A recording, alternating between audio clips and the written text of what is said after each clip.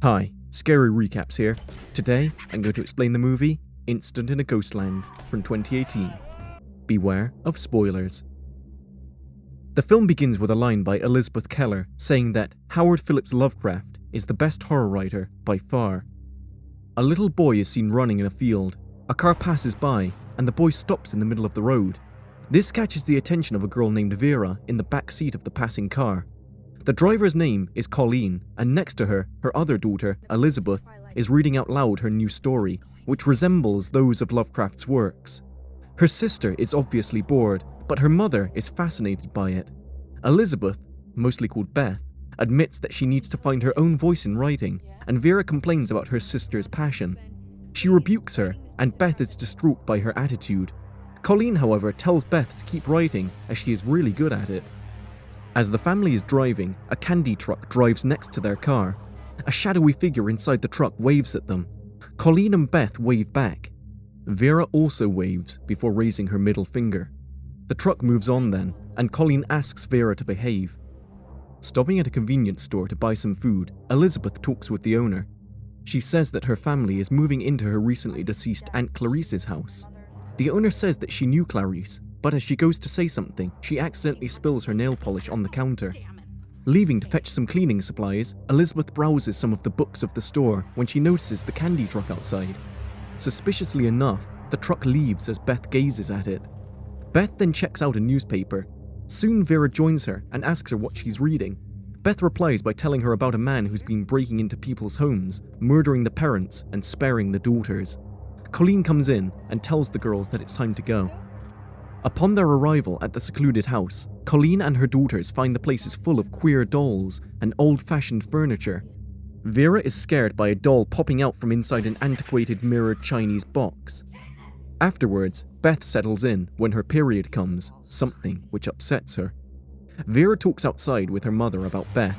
Vera worries that Beth is not coping with reality, but her real concern is that Colleen loves Beth more than her.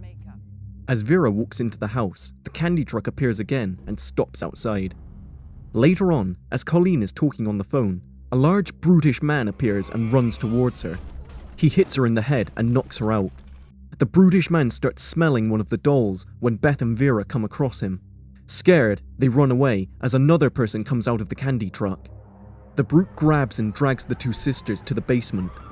A man with long black hair, dressed as a woman, points his middle finger to the girls.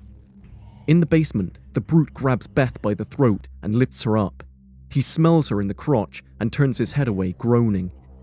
He throws Beth to the floor and does the same thing to Vera.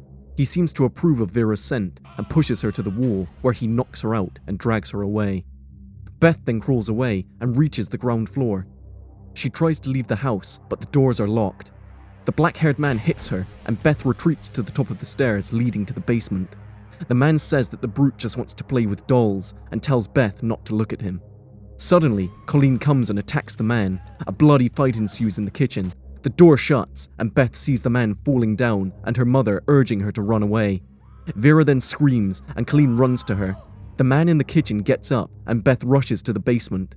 She sees her mother on top of the brute, stabbing him repeatedly in his chest and his back until she kills him. The other man then comes, and Beth screams to warn her mother, who turns and stabs him in the neck. At that moment, Beth wakes up screaming. She hurls herself at the floor, evidently affected by the horrid nightmare. A man startles her. She recoils, but the man hugs her and assures her that it was only a bad dream. Beth says that she was in the basement with Vera, but the man, her unnamed husband, tells her that this was a long time ago. Afterwards, Beth is seen writing her new novel. She is an accomplished writer, now enjoying the success of her new book. Generally, there is a great admiration of Beth and her books. During one of her TV appearances, Elizabeth Keller talks about her new book, Incident in a Ghostland. As Beth watches the show late at night, she is alarmed by a phone call from her sister, Vera, who pleads Beth not to leave her alone. The call ends abruptly, and Beth tries in vain to contact her sister. Feeling that something is not right, Beth decides to go to her mother's house. She finds Colleen outside, who reassures her that everything is alright. She hugs her and tells her how much she missed her. Beth settles in and talks with her mother about the house.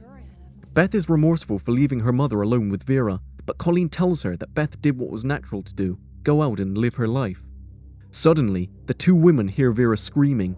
They both go down to the basement and search for Vera. Vera then appears and scares Beth. Vera is clearly in a deranged state, feeling threatened all the time. Beth and Colleen take Vera to a safe room in order to calm her down. Later, Beth and her mother sit together in the living room. They talk about Vera's condition and both feel vexed. Later that night, Beth is awoken by a strange sound. She goes to the Chinese box, but the doll is not there. Beth sees the doll in the corner of the room. She goes to it, but the doll rattles and Beth wakes up. An alarm clock is ringing, and as Beth goes to switch it off, she notices a note on the mirror of the Chinese box saying, "Help me." Beth goes to the basement to talk to Vera. She doesn't find her, and when she turns on the lights, she sees Vera naked, holding a teddy bear in her arms. Vera begs her sister to tell them that she is not a bad person. Beth hugs her sister and tries to calm her down, when suddenly, Vera listens to a familiar sound. She runs to the safe room, mumbling about the candy truck. Beth goes outside, but fails to notice an unknown vehicle leaving the house. As Beth goes around looking for her mother, she notices an ashtray full of cigarettes. A wild dog catches Beth's attention. It growls at her before being scared off by Colleen. Beth also notices some of the old dolls in a cart her mother is pulling. That night, Beth and her mother share a few moments together.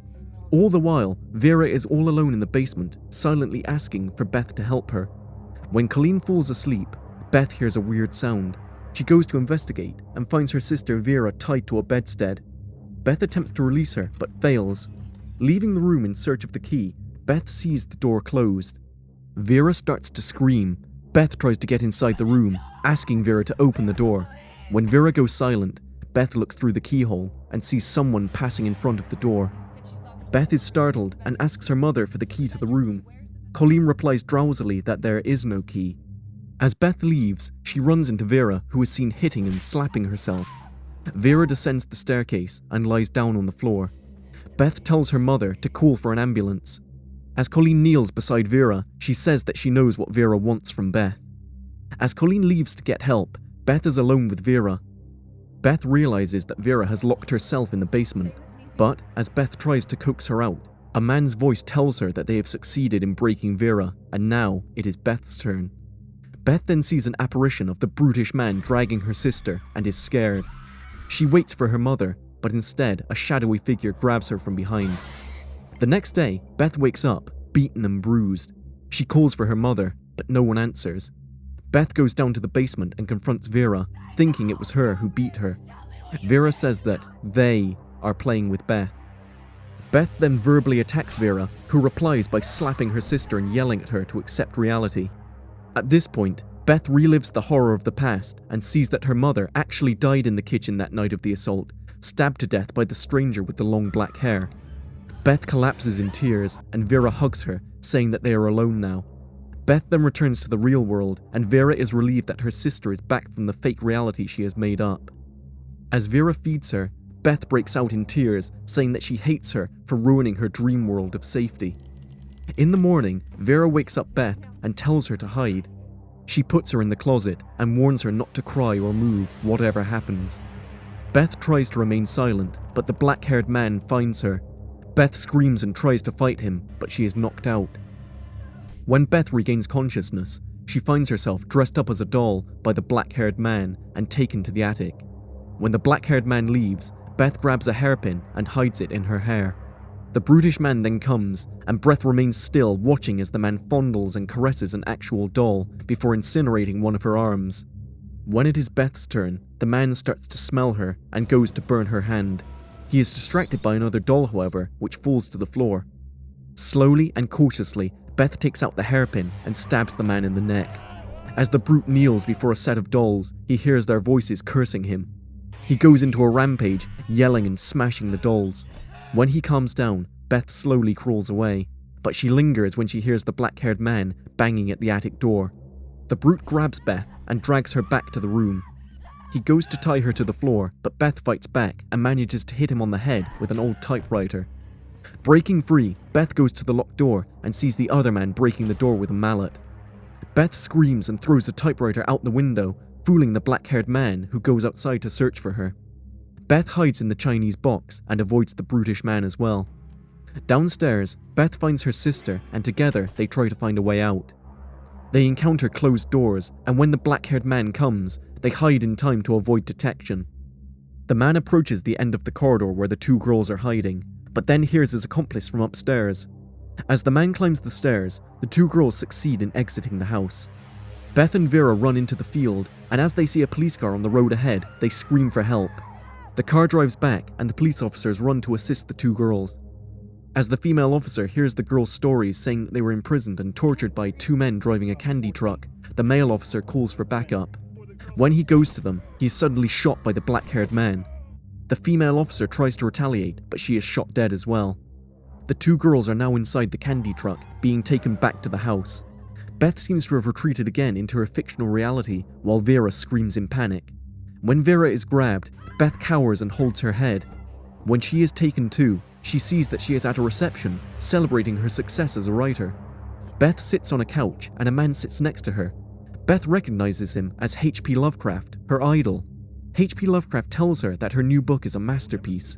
Beth thanks him for his words, and as he leaves, Beth sees her sister Vera among the party guests.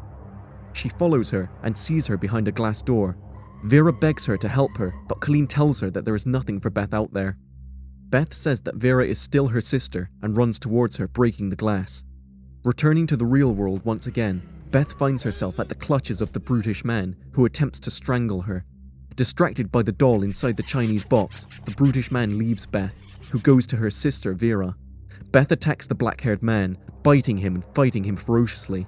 The man tries to fight back, and as the brutish man comes to his defense, a police officer appears and shoots the brute dead. The black-haired man cries in sorrow at the loss of his accomplice, and he is soon shot and killed by the police officer. As Beth and her sister are safely taken to the ambulances, Beth glimpses at the house and the dolls in the cages outside. She sees her mother Colleen standing by the window, pointing at the typewriter on the ground. Inside the ambulance, the paramedic admires how brave Beth was and asks her if she plays any sports. Beth simply replies that she likes writing stories. I like to write stories.